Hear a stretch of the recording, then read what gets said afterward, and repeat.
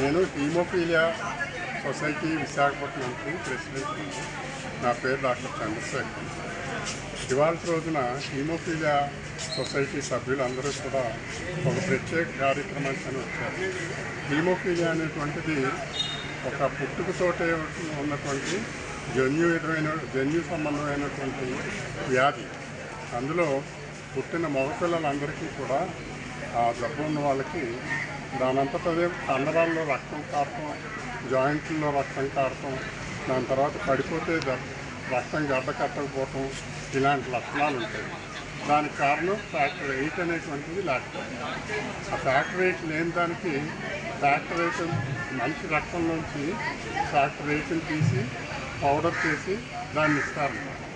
ఆ powder factor 8 ఇస్తేనే ఆ బ్లీడింగ్ తగ్గి క్లాతింగ్ మకానం వచ్చి వాళ్ళ బాధ తగ్గుతుంది.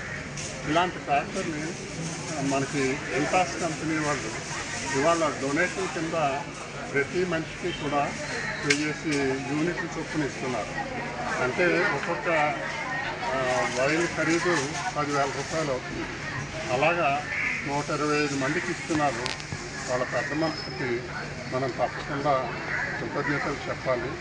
ఇదేంటంటే ఎప్పుడైనా ఇంట్లో ఉన్నప్పుడు ఎమర్జెన్సీగా బ్లీడ్ అవుతే ఆ బ్లీడింగ్ ఆపడానికి ఈ ఫ్యాక్టర్ ఇమీడియట్గా పనికి వస్తుంది.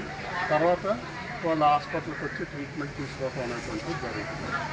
ఈ కార్యక్రమం చాలా జనానికి ఉపయోగకరమైనటువంటిది.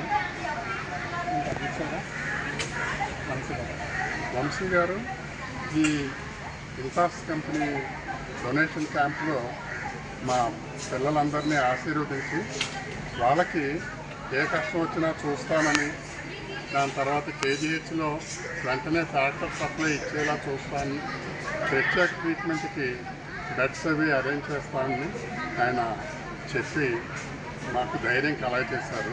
వారికి మేము ఎప్పుడూ కృతజ్ఞతలు. Thank you sir. ఇంజక్షన్ చేస్తే ఆ బ్లీడింగ్ అనేది అవుతుంది, మన కుళాయిలోంచి నీళ్ళు వచ్చినట్టుగా అనమాట.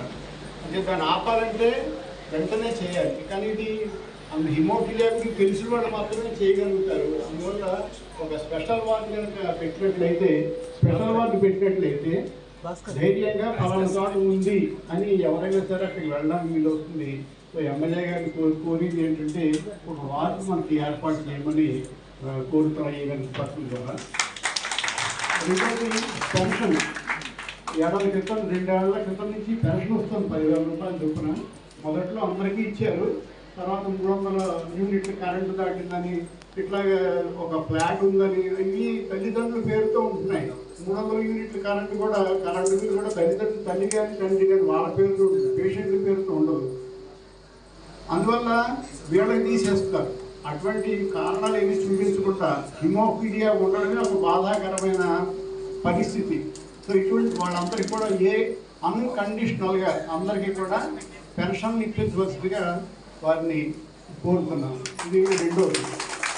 మూడోది మనకి డిజేబిలిటీ సర్టిఫికేట్. హిమోఫీలియా అని 2016 పార్లమెంట్ చట్టం ఆమోదించింది డిజేబిలిటీ అని, కానీ సర్టిఫికేట్ మాత్రం ఇవ్వట్లేదు.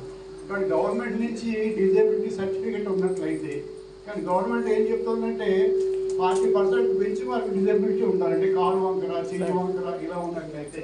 కానీ హిమోఫీలియా అనేదే ఒక డిజేబిలిటీ. ఎందుకంటే రక్తం బయటకు కనపడదు, కాళ్ళు చేతులు బయటకు కనపడతాయి. ఇక్కడ అదే అంగవైకల్యం అనుకుంటున్నారు, అది కరెక్ట్ కాదు.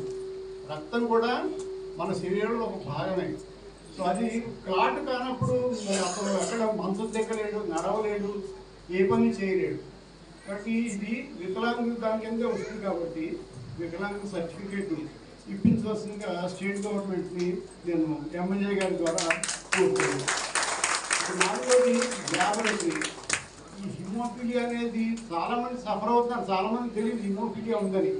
గ్రామాల్లో బ్లీడింగ్ డిజార్డర్తో ఎంతోమంది సఫర్ అవుతున్నారు.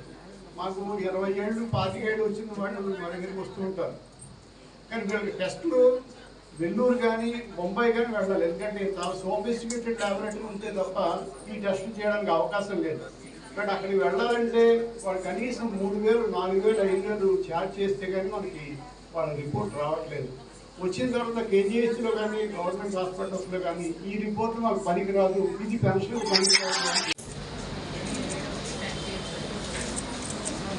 అలాగే మన లోపల వాళ్ళ ప్రయత్నం లేకుండానే కండరాల్లో రక్తం కారిపోయి జాయింట్లు డ్యామేజ్ అయిపోయి వాళ్ళు నడవలేని పరిస్థితిలో ఉంటారు. ఇప్పుడు మీరు వీళ్ళందరినీ చూశారంటే చాలామంది పెద్దవాళ్ళందరూ రామ్ చరణ్ ప్రభాస్ అనుకుంటారు, కానీ వాళ్ళని నడవమంటే తెలుస్తుంది. వాళ్ళ జాయింట్లన్నీ స్టిఫ్ అయిపోయి అలా నెమ్మదిగా నడుచుకుంటూ వస్తారు. ఇలాంటి పరిస్థితిని ప్రివెంట్ చేయాలంటే రెండే మార్గాలు. ఒకటి, ఎప్పుడైతే బ్లీడ్ అవుతారో అప్పుడు ఫ్యాక్టర్ 8 ఇవ్వటం. రెండోది, ఎప్పుడూ బ్లీడ్ అవ్వకుండా ఉండాలంటే వారానికి 2 సార్లు ఫ్యాక్టర్ ఇవ్వటం. పోనీ ఫ్యాక్టర్ ఏమన్నా తక్కువ ఖరీదా అంటే మనిషి రక్తం నుంచి తీస్తారు ముందు, దాని నుంచి తయారు చేసింది కాబట్టి దానికి ఖరీదు కూడా ఎక్కువ ఉంటుంది. ఒక యూనిట్ ఖరీదు 10 రూపాయలు అనుకుంటే యావరేజ్ని 1000 యూనిట్లు ఇవ్వాలి. అంటే మనం ఒక్కసారి ఒక ఇంజక్షన్ ఇవ్వాలంటే 10,000 రూపాయలు అవుతుంది. అలాంటి ఇంజక్షన్లు